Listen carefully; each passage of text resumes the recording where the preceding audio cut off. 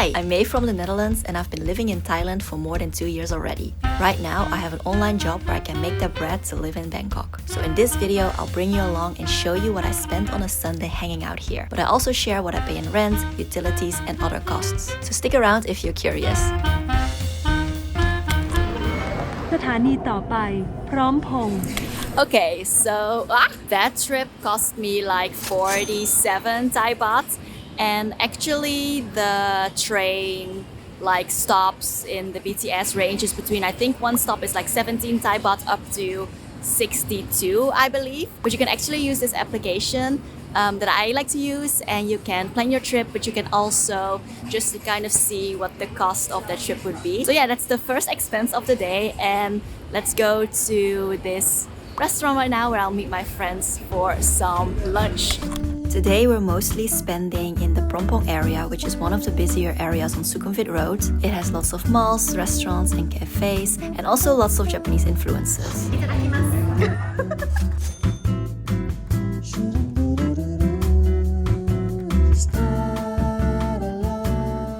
We are at Custard Nakamura. This one is a home bakery. It's been here since 1970. This is one of the oldest Japanese bakery that has been in Bangkok. So today we got ourselves show what we got. It's a little strawberry. Wow, you're so professional. This was 120 baht, right? Yeah. After our lunch and little snack, we still wanted to go to a cafe in the neighborhood. And I also want to acknowledge here that I am aware that I'm super privileged to be able to move to Thailand as a Westerner with an online job. Because sure, expats and tourists, they often be like, oh, Bangkok or Thailand, everything is so cheap. But the reality for locals can be quite different. So I also wanted to shed a light on the expenses versus Thai salaries.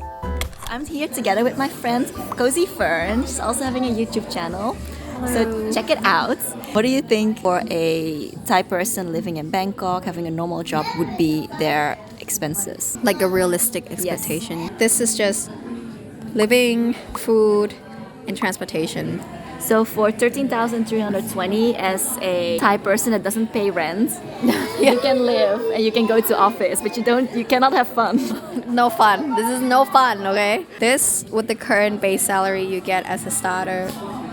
Like, how are people able to do it? Because I assume not everybody can live with their parents still, not paying the rent. Correct. So nowadays, instead of taking BTS, a lot of people would opt for bus. So bus nowadays is 10 baht. And then with food, some people just don't eat out. They cook at home. Really hard to do a lot of savings. And just so you know, a lot of Thai people don't just go to office work and work.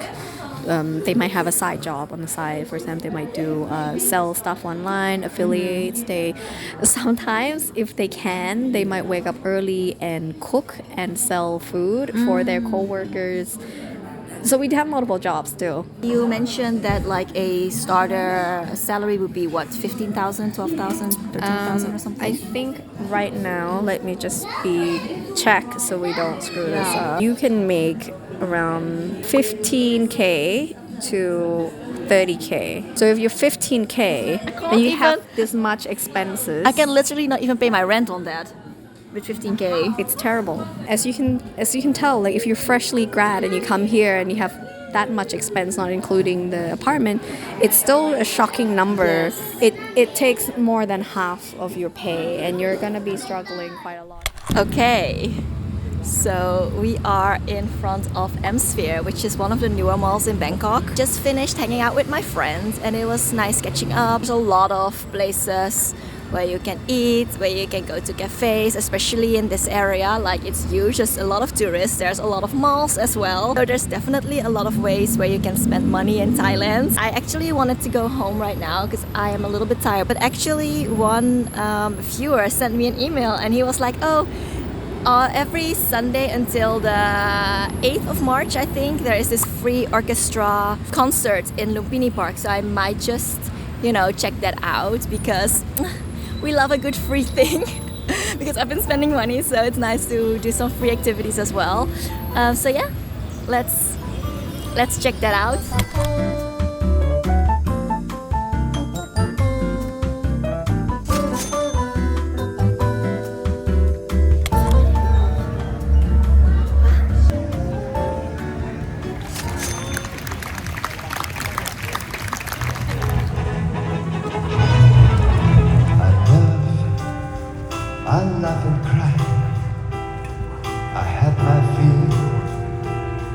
So I stepped away from the concert area a bit so I could record this.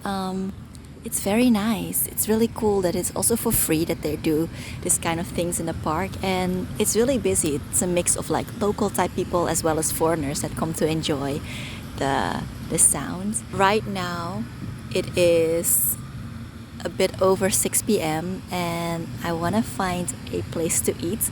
I don't know, I don't really have any cravings right now, so I'm not sure what I should be eating or whatnot, but I'm near Silom area, so I know there's like a mall, another one, and some like restaurants around that are quite good, so I might check that one out as well. For dinner, I went to a Malatang restaurant. The concept originally comes from China but has a lot of popularity in Thailand too. So basically, you put anything you want in a bowl, choose a broth and pay for the weight of your ingredients. My meal came out to be 262 baht, and I also tend to crave something sweet after dinner, so before I headed home, I got myself a matcha soft serve to end the day. Okay, the moment we all been waiting for. How much did I spend on that day, and what are some of my fixed monthly expenses? I have my laptop here, so let's look at the calculations. For that day, that Sunday, I spent a total of 1,084 Thai baht, which is around $32. Let's take a look at my fixed expenses. So the first one is rent, and I pay 19,000 for a month, so that would be about 633 Thai baht for a day. So next up is electricity, and this one varies a bit per month. So I looked back at the previous months, and it, I think, averages for me, for one person, about 800 for 1 month. So that would mean I pay about $26. No, 26 Thai baht per day. And then we have water, which is very affordable here. So I pay about 80 Thai baht for a whole month for water usage. So per day, that's only like 2.6 Thai baht. And then of course, I also have a mobile data plan that I pay monthly. And I'm actually quite lucky because I'm still on the welcome beginner package that I signed up for 2 years ago. So I only pay 120 Thai baht for a month, which is 4 Thai baht a day. And then I see for the internet, for the Wi-Fi and the internet in my condo, I pay 0 because the landlord actually gave me the internet with the rent. And then I have my local Thai health insurance, which you pay in one go. So I paid 10,760 Thai baht. So that would be, wait, I can't do math. Okay, wait, which is about 30 Thai baht a day. And I also have a gym membership, and I know that most condos come with a gym or a fitness room, but I like to take groups classes, so I signed up for this gym that's close to where I stay for 4 months, 14,700 Thai baht. So that would be 122 Thai baht a day. So I know this one's a little expensive, so I'm just gonna do the 4 months. And actually the 4 months was a introductory, like, new member price, so imagine the full price. So let's tally everything up. So for me, for my fixed expenses for one day, I spent about 819 Thai baht. And then for the day that I spent out with my friends, it was 1,084 Thai baht. So together, the grand total of how much I spent that day is 1,903 Thai baht. Oh my god. And if I convert that to US dollars, that would be about $55.50. So yeah, what do you think?